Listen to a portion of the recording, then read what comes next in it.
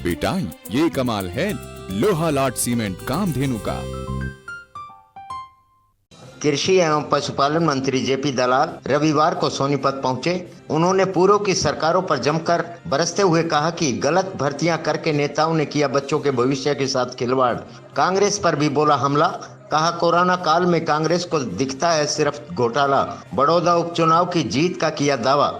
उन्होंने कहा कि पूर्व की सरकारों में कुछ नेताओं ने गलत भर्तियां कर बच्चों के भविष्य के साथ खिलवाड़ करने का काम किया है। आज सुप्रीम कोर्ट और हाई कोर्ट उनको हटा रहा है, जबकि हमारी सरकार ने 17,000 कर्मचारियों की भर्ती की है, उसमें से एक पर भी सवाल नहीं उठे हैं। जेपी दलाल ने कांग्रेस पर हमला बोलते हुए कहा कि कोरोना काल में कांग्रेस को सिर्फ घोटाले दिखाई दे रहे हैं, क्योंकि उनका जनाधार समाप्त हो चुका है। उन्होंने बड़ौदा उपचुनाव की जीत का दावा किया। जेपी दलाल लघु सचिवालय में अधिकारियों की मीटिंग के बाद पत्रकार वार्ता को संबोधित कर रहे थे। कांग्रेस वालों को इस कोरोना काल में घोटाले दिखाई देते हैं। उनकी हालत खराब है। झूठ बोल के उन्होंने कुछ प्रदेशों में सरकार बनाई थी, जैसे मध्य प्रदेश है, छत्तीसगढ़ है, राजस्थान है। कर्जे माफी का नारा दिया था। आज उनको गांव में लोग घुसने नहीं देते। एमएलए उनके छोड़ के भाग रहे हैं। चर्चा में, खबरों में रहने के लिए बयानबाजी करते हैं। हम खुद ही जांच करते हैं। कहीं भी अनियमितता मिलती है, चाहे गोदाम में मिले, कहीं ठेके में मिले, चाहे कोई किसी चीज़ में मिले, खुद संज्ञान लेते हैं, खुद कार्रवाई करते हैं। जब उनको खबर लगती है कि हमने कोई कार्रवाई कर दी, तब बोलते हैं कि घोटाला हो गया। घोटाला वो होता है, गलत अनियमितता हो, गलत काम हो, उसको छिपाया जाए। हमारी सरकार किसी भी चीज़ को छिपाती नहीं। जो भी चीज़ होती है पब्लिक के सामने लाती है, जो कार्रवाई होनी होती है उसकी होती है। उन्होंने बड़ौदा उपचुनाव को लेकर अधिकारियों की एक महत्वपूर्ण बैठक ली।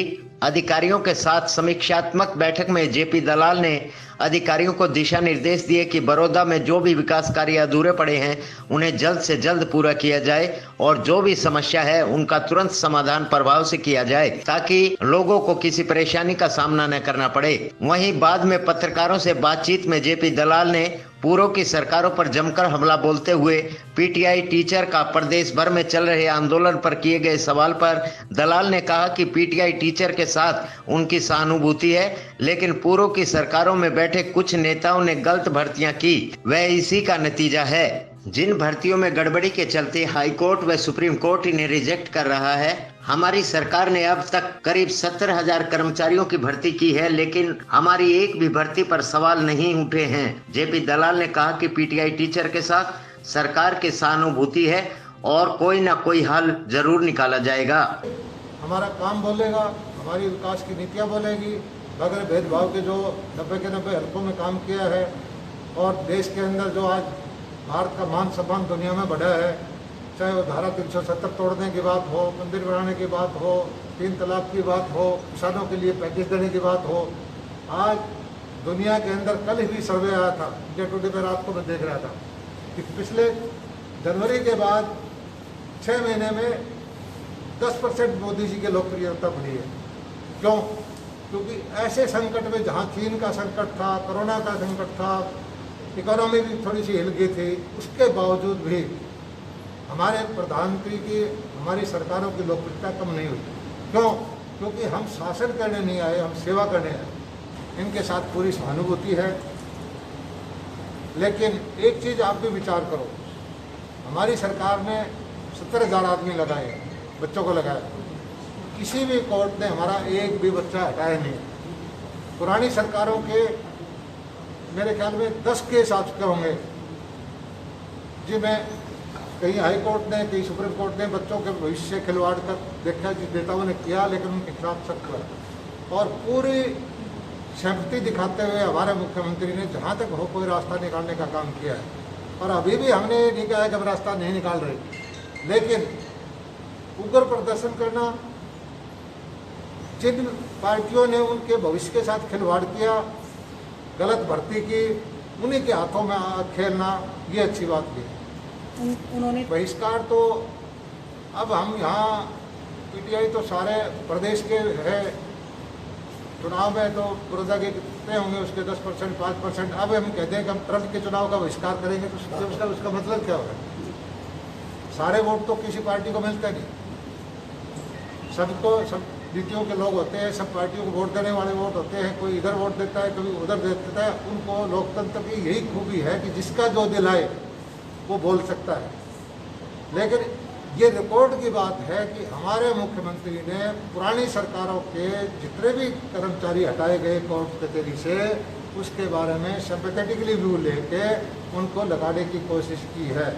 और हमने जितनी भी मुख्यमंत्री से बात की है तो उन्होंने हमें आश्वासन दिया है कि अगर कोई रास्ता संभव होगा तो इनकी मदद भी हम करेंगे। लेकिन उन आदमियों को सजा जरूर मिलनी चाहिए जिन्होंने ये गलत काम किया है।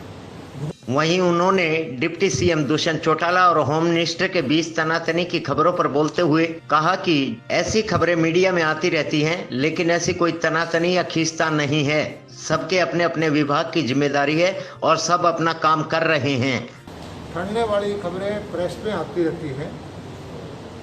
सरकार की कोई भी फाइल चलती है उसमें 10 तरह के व्यूज आते हैं, किसी के पक्ष में भी आते हैं, किसी के नेगेटिव में आते हैं। और मेरिट पे आखिर में जाके जो कुछ स्तर पर जो है फैसला होता है, इसी तरह से इस फाइल का भी होगा। लेकिन जब तक कोई फैसला लिया ही नहीं गया है सरकार के लेवल पे, उसके बीच में हमने ऐसा भी देखा है कि हमारे पास बाकी 10 फाइलें आती हैं, मेरा डायरेक्टर कुछ बोलता है, चीफ सेक्रेटरी कुछ बोलता है, एडिशनल डायरेक्टर कुछ बोलता है, अपने अपने व्यूज देने का सबको हक है। लेकिन फैसला जो सक्षम करने में अधिकारी का फैसला होगा, न्याय संगत होगा, जिसने गलती की होगी उसके खिलाफ कार्रवाई। गौरतलब है कि बड़ौदा में जल्द ही उपचुनाव होने वाले हैं। ऐसे में सभी राजनीतिक दलों में अपनी अपनी पूरी ताकत बड़ौदा उपचुनाव को जीतने में लगा दी है। बीजेपी ने मंत्री जेपी दलाल को उपचुनाव का प्रभारी बनाया गया है।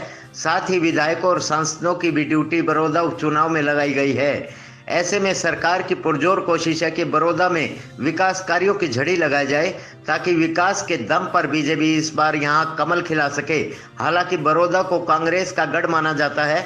ऐसे में देखने वाली बात यह होगी कि क्या कांग्रेस के किले को इस बार बीजेपी ध्वस्त कर पाएगी। पूरे जिला के अधिकारियों की जो योजनाएं थी विकास की, उनके बारे में समीक्षा की और सीएम अनाउंसमेंट की भी समीक्षा की। और हमारे जनप्रतिनिधि, सांसद महोदय, इलेक्शन लड़े हुए प्रतिनिधि, हमारे जिलाध्यक्ष गांव में गए हैं और लोगों ने अपनी छोटी छोटी समस्याएं रखी थी। विभाग वाइज उनका आकलन किया और अधिकारियों को निर्देश दिए कि जल्दी से जल्दी जो है छोटी छोटी जो समस्याएं हैं, चाहे वो बिजली विभाग की हो, मार्केटिंग बोर्ड की सड़कों की हो, गांव की गलियों की है, बैकवर्ड की चौपाल की है, कई खंभे खड़े हुए हैं, कई तार ढीले हैं, बहुत छोटी छोटी समस्याएं हैं। और ये समस्याएं ठीक भी करते रहते हैं, आती रहती हैं।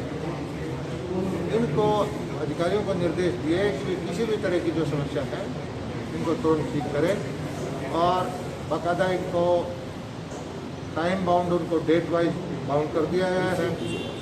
और कुछ दिनों के बाद फिर मीटिंग करेंगे, ये देखेंगे कि जो आज की मीटिंग में जो फैसला हुआ है उनमें से कितनी % जो चीज़ें हैं इम्प्लीमेंट हुई हैं और क्या पेंडिंग रही है और किस अधिकारी की क्या कोताही रही है, ये सब देखा जाएगा। पूरे जहाँ भी जाते हैं हम तो कार्य करने का तरीका मेरा यही है। लेकिन क्योंकि मैं बड़ौदा का प्रभारी बना हूँ तो मेरे पास शिकायतें ज़्यादा बड़ौदा की आई हुई थी, वो सारी मैंने इकट्ठी कर ली हैं। हमसे पहले जो भी आई थी तो बाकी पूरे ज़िले की थी, लेकिन बड़ौदा की ज़्यादा थी। SS शर्मा की रिपोर्ट। खबर चाहे राजनीति की हो, सामाजिक हो या हो घटना दुर्घटना की बात, चाहे भ्रष्टाचार की हो, जनता से जुड़े मुद्दों की हो या हो कानून व्यवस्था की बात, अब बातें होंगी आपके शहर की, आपके प्रदेश की हर खबर सिर्फ HR टाइम्स न्यूज पर।